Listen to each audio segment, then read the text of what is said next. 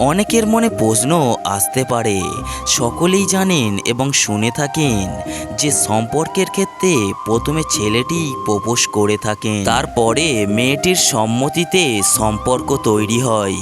মেয়েরা প্রথমে প্রপোজ করেছেন ব্যাপারটি খুব কমই ঘটে, কিন্তু কেনই ছেলেরা প্রথমে প্রপোজ করেন সম্পর্কের ক্ষেত্রে, কেন মেয়েরা পিছিয়ে যান সেটা জানেন কি? যখন একটি মেয়ে কাউকে পছন্দ করেন এবং তাকে প্রস্তাব দেওয়ার জন্য প্রস্তুত হন, তখন তার মনে কিছু প্রশ্নের উদ্ভব ঘটে।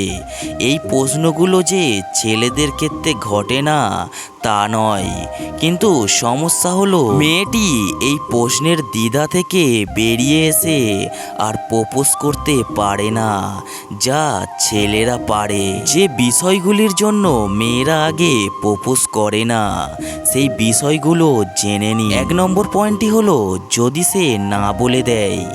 এই প্রশ্নটি সকলের মনেই আসে প্রপোজ করার আগে, কিন্তু মেয়েদের মনে অনেক বেশি দ্বিধার সৃষ্টি করে এই প্রশ্ন, কারণ মেয়েটি মনে করেন ছেলেটি রিজেক্ট করার পর সকলকে বলে দিলে তাকে সকলেই অন্য দৃষ্টিতে দেখবেন, তাই মেয়েটি পিছিয়ে আসেন। 2 নম্বর পয়েন্টটি হলো, যদি তার প্রেমিকা থাকে।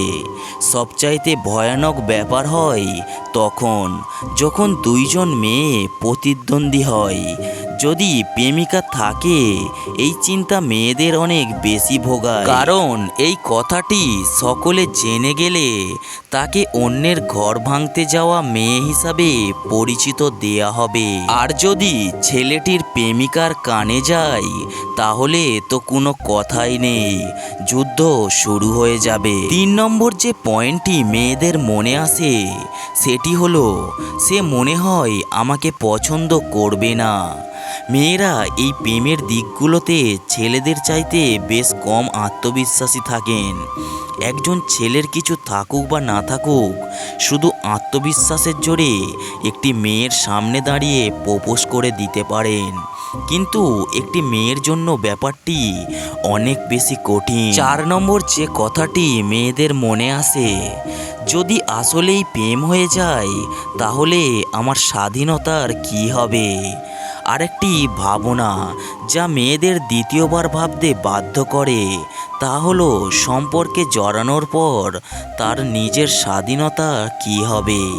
যতই যাই বলুন না কেন, সম্পর্কে সবসময় ছেলেরাই ডমিনেট করতে চায়, আর এই কথা ভেবে পিছিয়ে আসেন মেয়েটি। 5 নম্বর যে কথাটি মেয়েরা ভাবে, আমাকে যদি অতিরিক্ত উৎসাহী ভাবে। ছেলেরা প্রপোজ করেন তা অনেক বেশি স্বাভাবিক, মেয়েরা প্রপোজ করছেন তা আমাদের দেশে অন্তত খুব স্বাভাবিক ব্যাপার না। আর এখানেই মেয়েটির যত চিন্তা, আমি যে প্রপোজ করব তাতে যদি সে ভাবে আমি অনেক বেশি উৎসাহী, তাহলে তো সে আমাকে পছন্দ করবে না। 6 নম্বর যে পয়েন্টটি মেয়েদের মাথায় আসে সেটি হলো, যদি আমাকে বেহায়া বলে।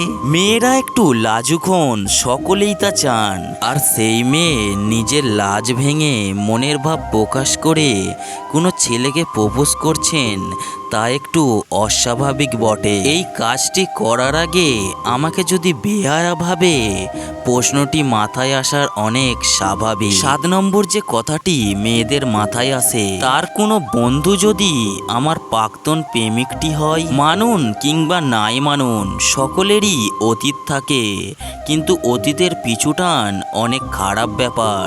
যদি দুইজনের ব্রেকআপ হয়ে থাকে, তারপরও লতায় পাতায় বন্ধুত্বের জন্য অনেকেই নতুন একটি সম্পর্কে সঠিকভাবে জড়াতে পারেন না, বেশ খানিকটা সময় লাগে। এই সমস্ত ব্যাপারগুলো মাথায় রেখে মেয়েরা ওই জন্যে আগে কখনো প্রপোজ করতে যায় না। প্রিয় দর্শক বন্ধুরা, ভিডিওটা যদি ভালো লাগে অবশ্যই একটি লাইক করে যাবেন ভিডিওতে, এবং ভাইয়ের চ্যানেলে নতুন এসে থাকলে চ্যানেলটিকে সাবস্ক্রাইব করে পাশে থাকবেন।